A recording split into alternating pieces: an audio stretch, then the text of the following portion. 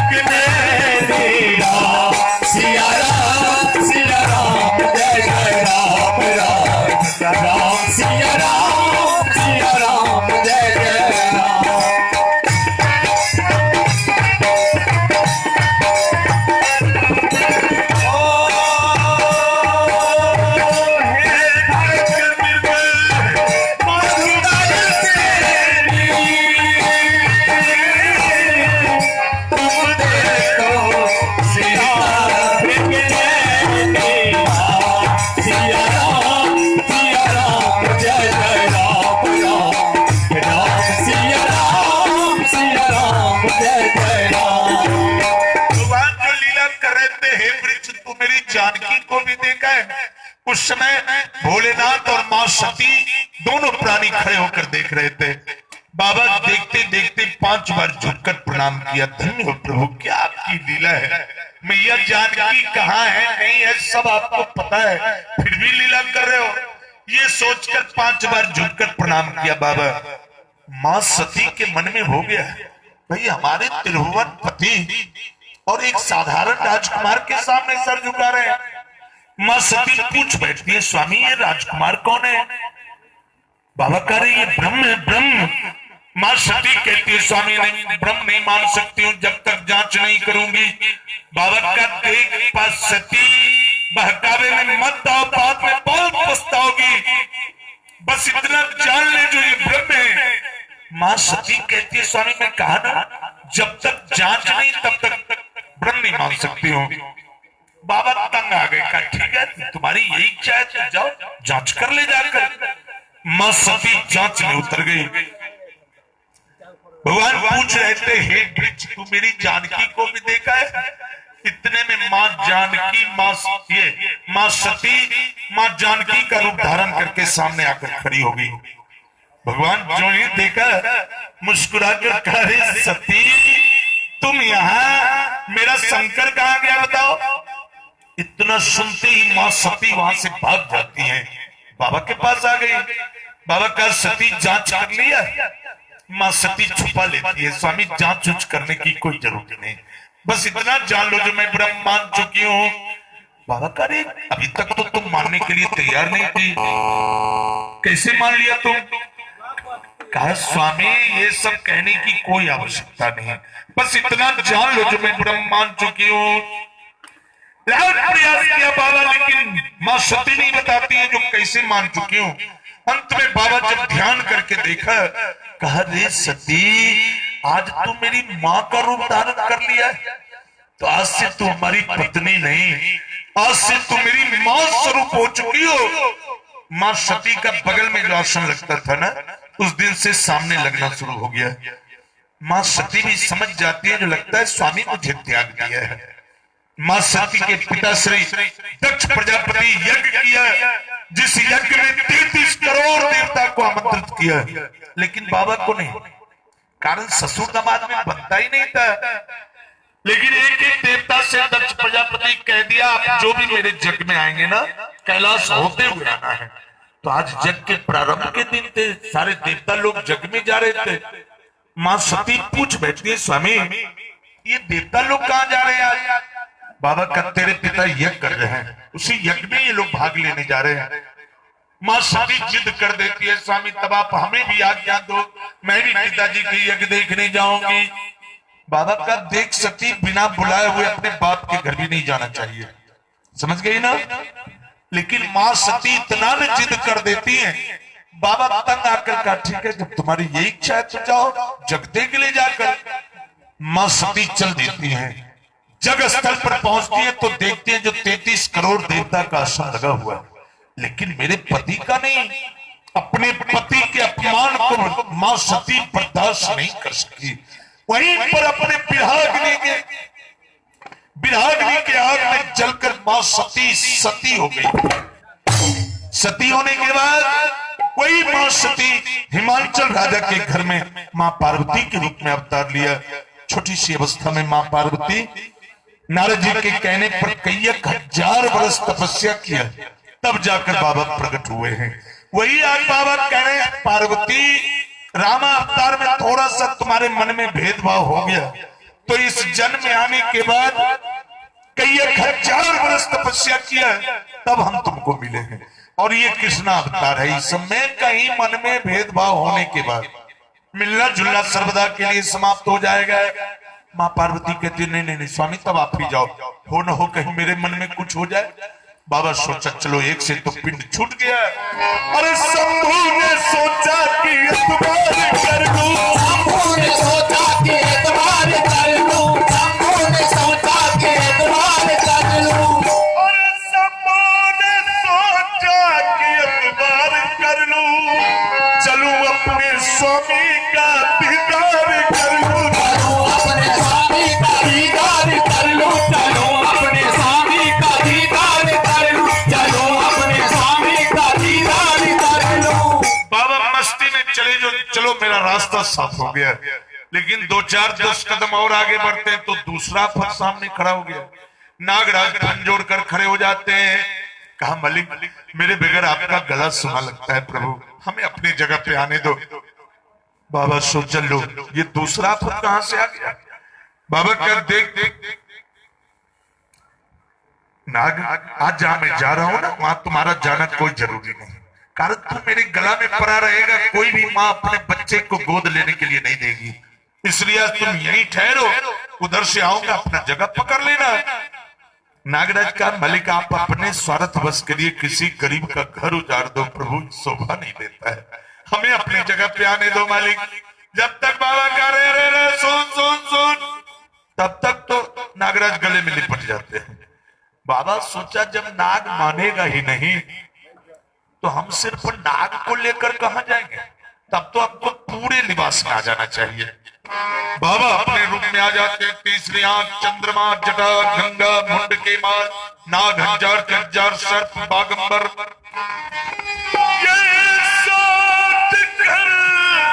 रूप जोगी का धर कर चले लेके त्रिशूल डमरू बागंबर, चले लेके त्रिशूल डमरू बागंबर, चले लेके त्रिशूल डमरू बागंबर, चले लेके त्रिशूल डमरू बागंबर।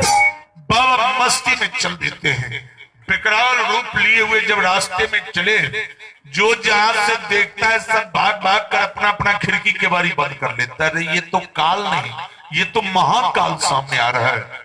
बाबा रास्ते का हरकत देखकर कहा नाग सब तेरे चलते हो रहा है, ना तुम जिद करता, ना हम ऐसा रूप बनाते, ना ऐसा हरकत होता।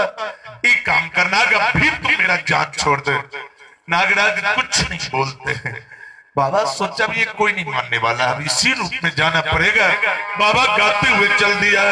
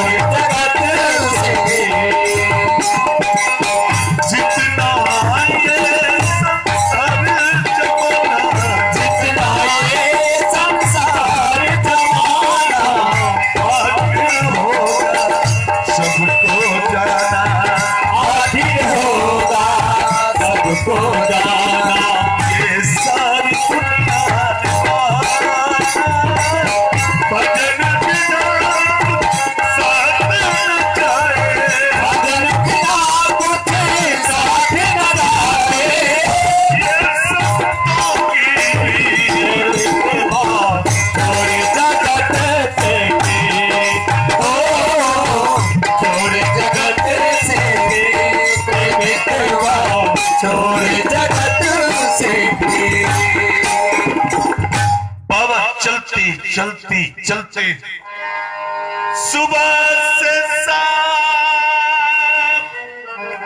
सुबह से शाम होने जा रहे हैं, लेकिन अभी तक नंद बाबा का घर नहीं पहुंचा हूं। कहां जाना है, कोई मिलता भी नहीं जिससे मैं पूछूं भाई नंद बाबा का घर किधर है। चलते चलते कुछ दूर और आगे जब बाबा बढ़े, क्या देखा, उधर से एक लंगड़ा आ रहा है।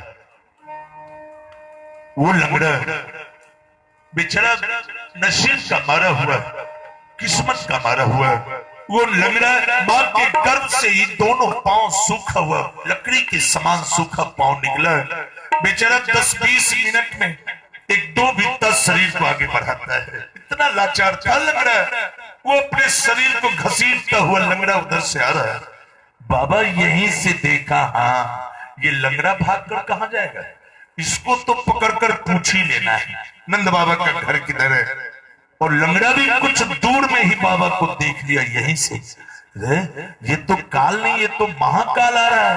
अब मैं क्या करूं, भाग भी नहीं सकता हूं ना, कारण किस्मत का मारा हूं, किस्मत का खेल किस्मत का खेल भैया, किस्मत का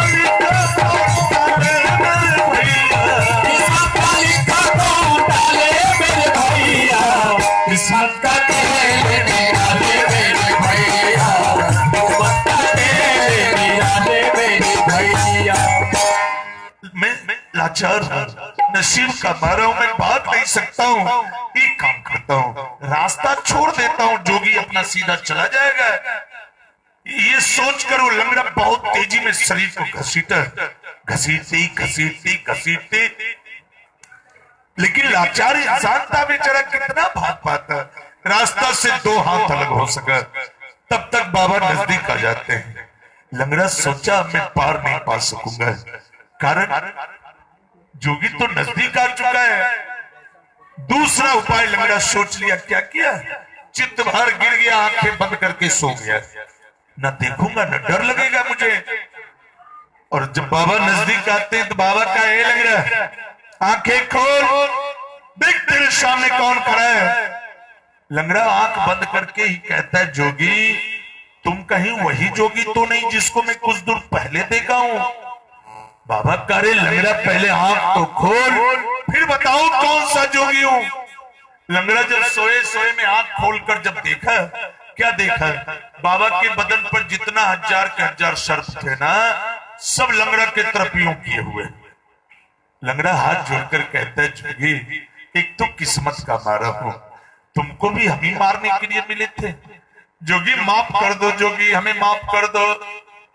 बाबा का ये लंगड़ा, हम जान मारने के लिए नहीं आए, अरे पता पूछना है, पता बता दे, काहे मैं तुम्हें कुछ कहूंगा। लंगड़ा कहा, जोगी कोई काम हमसे नहीं होगा, जाओ जोगी जाओ, अपना रास्ता देख। लाख प्रयास किया लेकिन लंगड़ा मानता ही नहीं।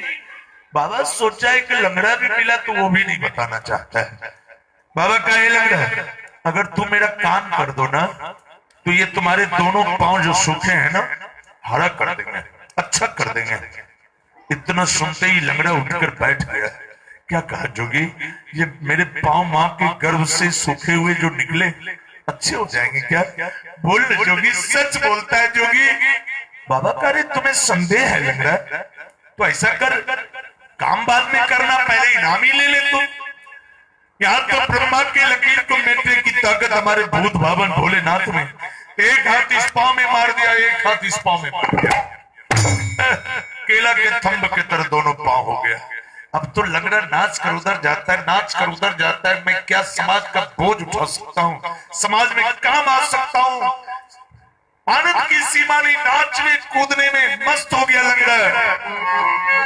कृष्ण प्यारे को तू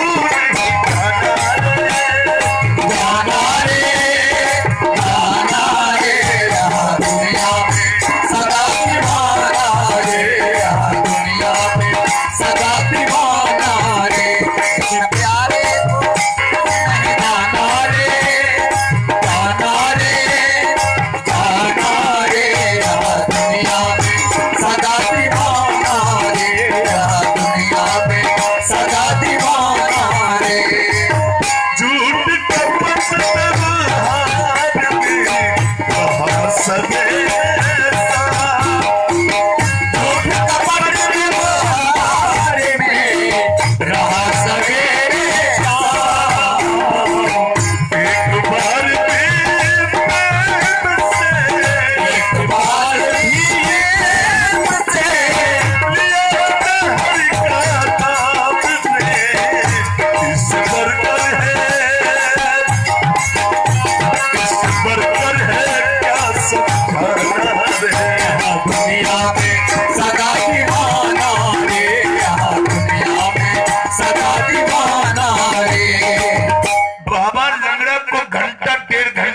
नाचने कूदने छोड़ दिया।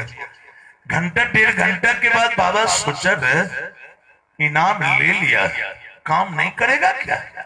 बाबा का चलो इधर आओ, इनाम ले लिया और मेरा काम का नाम सुनते ही लंगड़ा उदास हो जाता है। लंगड़ा सोचने लगा अगर किसी कारणवश मैं जोगी का काम नहीं कर सका तो क्या करेगा जोगी, जरा पूछ लेता हूं।